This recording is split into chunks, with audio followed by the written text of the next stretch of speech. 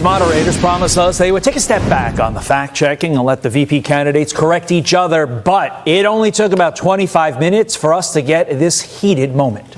It's something that Kamala Harris created, Margaret. Gentlemen, the audience can't hear you because your mics are cut. No, the audience heard him. Joe Conch is a Fox News contributor, and he joins me now. Joe, I guess CBS's no fact-checking by the moderators rule only applies if candidates stick to CBS's narratives around things like Springfield and immigration. Joe? Well, butter my butt and call me a biscuit. I can't believe we saw bias from the CBS moderators last night, Todd. I mean, Arpred Hume, during the post-debate coverage, called the moderators, quote, obnoxious, unquote, and that was the perfect word to apply here. Laura Ingraham called the fact checks smug and arrogant bias, and they're both right. This was journalistic malfeasance. CBS promised the moderators, to your point, were not going to fact check. And then when they did, of course, 3 times, all the fact checks were on J.D. Vance and none on Tim Walz. But to his credit, as you just showed, J.D. Vance pushed back and fact-checked the fact-check, yet didn't lose his cool. So for all keeping score at home right now, over 2 debates, 8 fact-checks for Donald Trump and J.D. Vance combined during ABC and CBS's debates, respectively. 0 fact-checks of Kamala Harris and Tim Walz on the same 2 networks, in case you're wondering about the whole smug and arrogant bias thing, Todd. Well, the moderators were obnoxious. And made it feel like 3-on-1 on Vance, and Vance was just fine. He seems to have been, his skills as a debater and a speaker seem to have been honed to some extent by just these several months on the campaign trail. And for one so young, he seemed, in terms of his knowledge of policy, to run rings around poor Governor Walz, who I think did not have a very great night. As you say, Brett, he got better as the night wore on. But if you're rating this debate on points, it wasn't close. Vance had a good night. And just to clarify for our viewers, Springfield, Ohio does have a large number of Haitian migrants who have legal status, temporary protected status. Laura, but thank you, Senator. We have so much to get to. Margaret, I think it's important because we're going to turn out of the economy. Look at look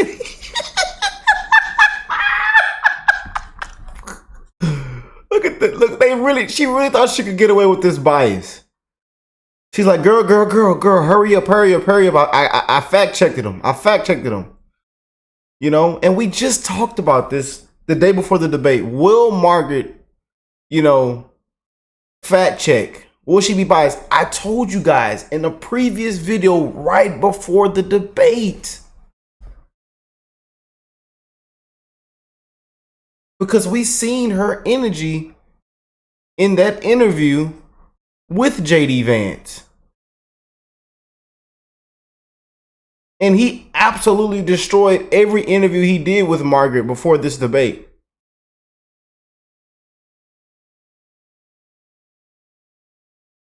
Now it wasn't like the Trump, like the big 3 verse 1 on with Lindsey Davis and David Muir. But I'm so happy, man, that they're getting a lot of backlash now and that J.D. Vance came out on top. And I really, really wish that Trump had one of these moments where he fact-checked the fact-checkers.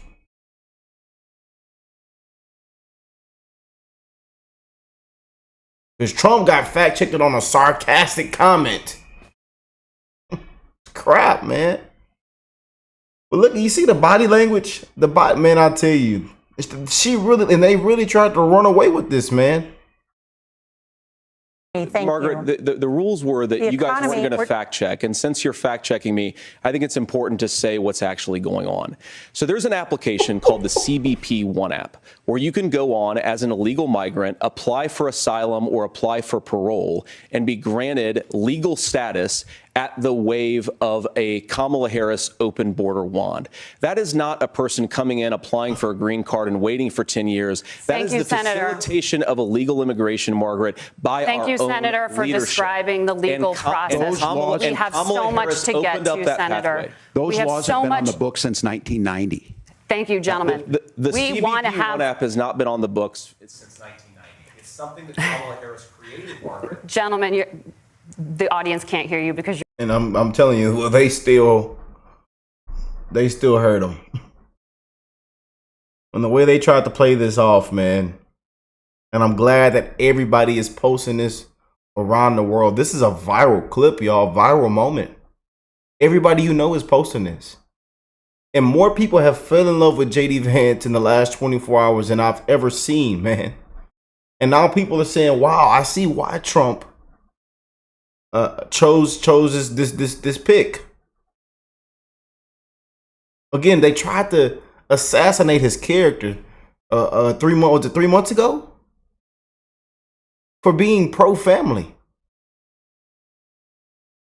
They tried to assassinate his character. They've already done the worst with Trump and his character. Now, and they want him gone. Threat to democracy, a dictator, Hitler, Project 2025, crap. And they take they take things that they say, they cut the clips and they spin things and just spin it. And want these fellas to be such evil bad guys. That they're liars. Since you want to fact check, let's fact check.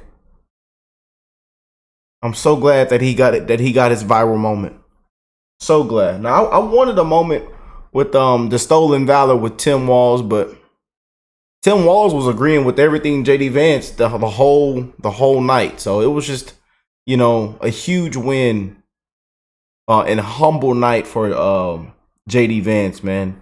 It's pretty clear Vance outclassed Walz tonight. I mean, I was watching this and all I could think of was, man, Walz is so in over his head. I mean, can you imagine this guy sitting in the White House Situation Room with that facial expression that's like 50% sheer terror and 50% extreme bafflement? I mean, it was amazing, the split screen difference between a competent Vance and a totally in over his head Walz. The answer on why he lied about his trips to China and the Tiananmen Square thing was probably the worst VP debate meltdown since Stockdale in '92. You know, who am I and why am I here? It was 2.5 minutes of absolute terrible. For Vance, night of redemption. All the political media has told us that Vance was a terrible pick and Walz was going to bring in all these voters. That charade is now over. Walz does not belong at this level of American politics. Vance does. Final verdict, Tim Walz wandered into the wrong bar tonight. You know, she done took off her Trump wig. You know, unbelievable. But this is you know, Trump derangement syndrome stage 4. And it's disgusting, man. It is disgusting. And so I think that the people who want the fist fight are the base of the Democratic Party. Democrats want to see someone get up there and give a knuckle sandwich to Donald Trump. That's what they want. But that is not. And so I think that the people who want the fist fight are the base of the Democratic Party. Democrats want to see someone get up there and give a knuckle sandwich to Donald Trump. That's what they.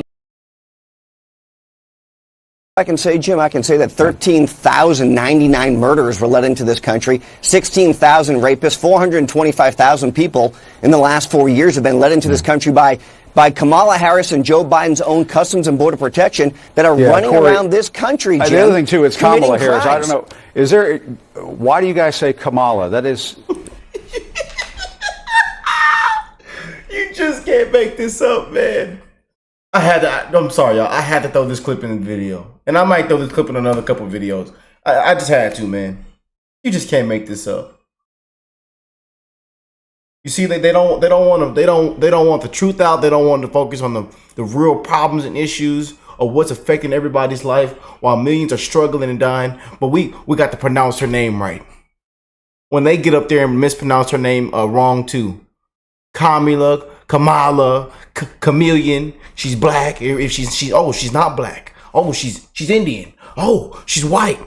Oh, she's like she tomorrow she's gonna be a Latino. She's Mexican. Tomorrow she's gonna be Asian. She's from the Philippines. I don't know. Don't care.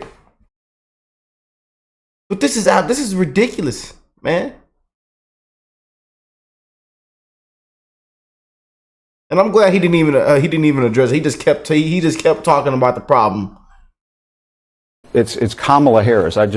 Jim, we know that they're committing crimes against Americans. Why can't these individuals talk about the individuals who've been killed by illegal immigrants? 13,099 murderers have been let into this country by this administration's own accounting, and you guys don't want to talk about it.